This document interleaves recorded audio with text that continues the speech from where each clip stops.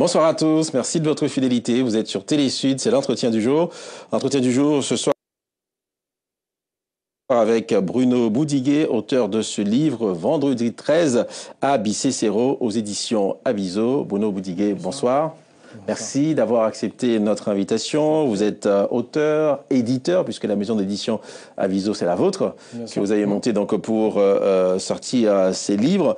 C'est un livre d'entretien qui fait froid dans le dos quand on les lit. Il y en a plusieurs dans ce livre et ça concerne donc le génocide au Rwanda. Vous avez milité à l'association Survie, une association qui est assez donc percutante sur la question notamment de la France-Afrique, avant de vous intéresser au Rwanda et au génocide des Tutsis. Qu'est-ce qui vous a emmené sur ce terrain-là? Bon, en fait, c'est vrai que quand j'ai milité à Survie, il y a une dizaine d'années, le Rwanda, c'était le sujet numéro un dans le sens où c'était le paroxysme des relations franco-africaines dans ce qu'elles ont eu de criminels, et ce qu'elles ont peut-être encore aussi, bien sûr.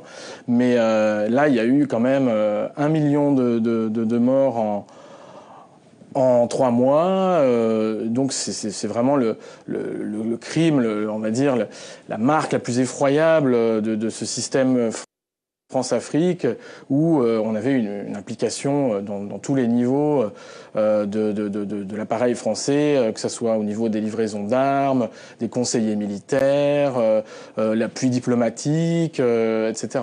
Donc ces choses-là, cette implication, cette complicité, on les connaît depuis un bout de temps quand même. Même dès 1994, il y a eu des livres critiques et à charge contre la politique française au Rwanda. Mais moi, je me suis intéressé en fait à une partie qui est très très peu connue. C'est la partie qui concerne un temps donné, les 2 mois du génocide, qui ont commencé en fait après l'évacuation des Occidentaux. Les Occidentaux ont été évacués. Les Français, les quelques militaires français qui étaient restés officiellement sont officiellement partis aussi, et ils ne sont revenus qu'à la fin, c'est-à-dire l'opération turquoise, pour une opération humanitaire qui a eu lieu à la fin du génocide. Dans cette période, entre ces 2 événements, il est censé ne pas y avoir de militaires français. Officiellement. Maintenant, il y a même des responsables militaires français qui ont avoué qu'il y avait quelques conseillers, etc. Il y a eu donc une forme de reconnaissance de cette présence, petite présence. Et puis, je me suis intéressé au lieu, en fait, le haut lieu de la résistance civile qui est Bicécéro. Donc Bicécéro, c'est une colline. C'est un ensemble de collines qui est à l'ouest du Rwanda, dans la préfecture de Kibuye. Et donc, il y a eu un gigantesque massacre le 13 mai. Et donc il y avait quelqu'un que je connais, donc Serge Farnel, qui avait fait une enquête là-dessus, parce qu'il y avait plusieurs, même une trentaine de témoins qui a indiqué avoir vu des blancs pendant cette terrible journée du 13 mai. On va en parler, mais ce qui est frappant et glaçant dans votre livre, ce sont les témoignages. Bien sûr. Parce que vous avez rencontré du monde sur place, vous avez fait le voyage, vous êtes allé donc sur ces collines, rencontrer les survivants. Et les bourreaux. Comment? Et les bourreaux. Et les bourreaux. C'est vrai que votre témoignage et les témoignages qu'il donne sont assez exceptionnels. Le témoignage, par exemple, qui ouvre le livre, c'est le témoignage d'un couple. Je crois que le mari, il est Hutu, la femme est Tutsi. Et puis, à un moment, lui, il sort tous les matins pour aller assassiner des gens. Il revient et lui dit, tu vas pas pouvoir rester là, sinon tu vas mourir.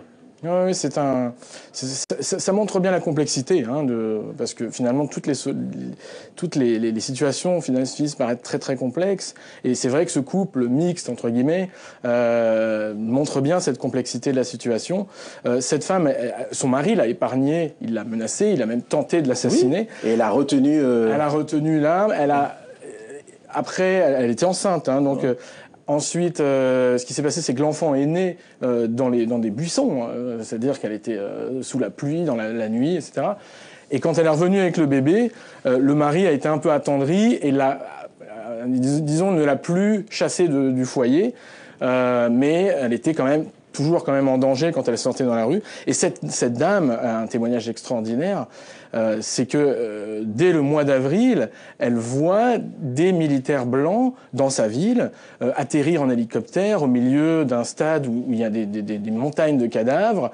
Et c'est un des témoignages qui, qui nous a mis sur la route de cette présence de militaires blancs en plein génocide. Parce que c'est ce que répètent tous les gens que vous avez interrogés.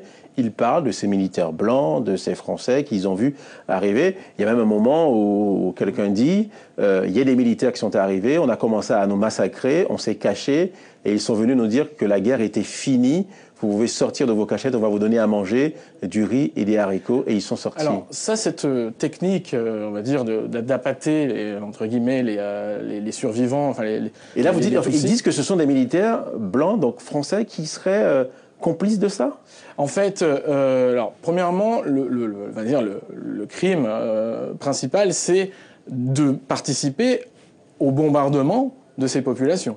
C'est-à-dire que ce soit du côté des bourreaux et du côté des victimes, des survivants, j'ai 80 témoignages qui disent, voilà, à un moment donné, soit on a vu ces Blancs participer au génocide, c'est-à-dire, et surtout, tirer avec des armes lourdes, des armes assez sophistiquées, parce que les gens de Bicécero... C'était des résistants, vous dites? Ils étaient des résistants, ils étaient tout en haut des montagnes, donc ils étaient très difficilement atteignables par les miliciens locaux, les villageois du coin, qui n'arrivaient pas à les déloger de ces montagnes. Un peu comme les nègres marrons faisaient pendant l'esclavage. Voilà, exactement. Vous dites que c'est le ghetto de Varsovie rwandais. Alors, ça c'est donc le livre de Serge Farnel que j'ai publié aussi de cette année, qui est aussi l'histoire intégrale du génocide à Bicécero. Alors que moi, mon livre, en fait, je me suis axé sur la partie française, la question française, puisqu'en fait, on n'a pas d'éléments matériels particuliers à ça, on n'a que des témoignages. Néanmoins, j'ai fait une étude sur le contexte, c'est-à-dire la présence militaire française pendant le génocide, elle est attestée, mine de rien, par une quarantaine de documents et de témoignages hors Bicécero. Donc, on a quand même les éléments qui commencent à être solides, des pistes notamment de coupables potentiels, enfin des gens qui ça peut donner lieu à de vrais procès, à de vraies investigations. Est-ce que la justice s'y intéresse à tout ça? Alors, effectivement, on a un projet de plainte, donc sur ce 13 mai. Alors c'est compliqué, hein, la justice, moi je m'y connais pas trop, mais je commence à m'y intéresser. L'enquête est, on va dire, relativement terminée, même s'il y a plein de choses encore à découvrir, mais ces gens réclament justice. Parce que vous pensez que sur cet épisode-là de Bicécero, il y a quelque chose à faire. Parce que ces gens, vous dites, ils résistaient à main nue face à des gens qui oui, tiraient... voilà, ils avaient des pierres, parfois des bâtons. Combien sont morts, finalement? plus de 50 000 personnes sont mortes. Donc il y a environ 1500 rescapés. Et il y avait à peu près 60 000 personnes. Le mémorial de Bicécero contient 54 000 ossements, 54 000 squelettes. Et puis, c'est des choses... vraiment, s'il y a des enfants devant la télé, là, il faut les éloigner parce que c'est des choses dures qu'on va entendre. C'est très, très difficile. Sur la question, par exemple, de ces enfants, on dit on va les gouverner. Quand des militaires ils viennent et disent voilà, ces enfants, ils sont beaux, et qu'on les aligne sur la route... pour leur rouler dessus sur leur crâne. Ça, c'est des choses qui ont vraiment eu lieu. Bien sûr. Les mises à mort cruelles pendant le génocide sont légion, malheureusement. Ce sont des choses qu'on a entendues de la part des témoins depuis 20 ans. La nouveauté, c'est que quand ces enfants se font écraser par le 4x4 du chef local à Kibouye, le témoin dit, mais c'est le jour où les Français étaient là. Ils étaient là. Ils ont vu ça, oui. Ils ont vu ça sans assister. Ou alors, il y a eu des viols effroyables et des mutilations. Et des Français assistaient. Enfin, des Français. Les témoins disent, ce sont des Blancs. Des fois, il y en a qui ont la conviction que ce sont des Français, puisque les Blancs, à l'époque, il n'y avait que des Français qui participaient, qui aidaient le gouvernement génocidaire à l'époque. Donc, voilà, il reste quand même à déterminer, et ça c'est la justice qui devra le faire. Ça c'est un autre combat que vous avez envie de mener? C'est un autre combat que j'ai envie de mener, bien sûr. Parce que ces gens-là, vous êtes toujours en contact avec eux, vous savez, ils vous ont fait confiance. Ils réclament justice, ils ont bien sûr envie parce que pour eux, évidemment, il y a eu un processus judiciaire au Rwanda, donc il y a eu des gens condamnés, etc. C'est pas évident, mais ça a eu lieu. Maintenant, ces Blancs qu'ils ont vus tirer sur eux avec des armes, des armes lourdes, ils auraient envie aussi que, puisque ça a été déterminant pour les déloger et les exterminer, les armes lourdes ont été nécessaires à cette entreprise d'extermination parce que justement la résistance était inédite dans cette région du Rwanda. Ce que montre aussi votre livre, vous faites un rappel historique au début pour vous montrer comment justement la colonisation a exacerbé les rivalités sociales en les transformant en rivalités raciales entre les Hutus et les Tutsis. Les Tutsis qui ont d'abord été considérés comme la race des seigneurs, puis les Belges se sont retournés contre les... Quand ils ont demandé l'indépendance, c'est comme par hasard. Donc voilà, ils ont dit, voilà, vous voyez ce que les Hutus vous faisaient, vous les Tutsis, et là on a retourné les Tutsis contre les Hutus. Il y a eu les premiers pogroms, et voilà donc l'emballage. L'engrenage, c'est l'histoire qu'on voit aussi ailleurs, c'est-à-dire des missionnaires blancs qui refont l'histoire d'un pays. On a pu voir ça dans d'autres régions du monde où on essaie d'inventer des fois des antagonismes qui n'existaient pas spécialement. Et là, c'est un cas d'école, le Rwanda, évidemment.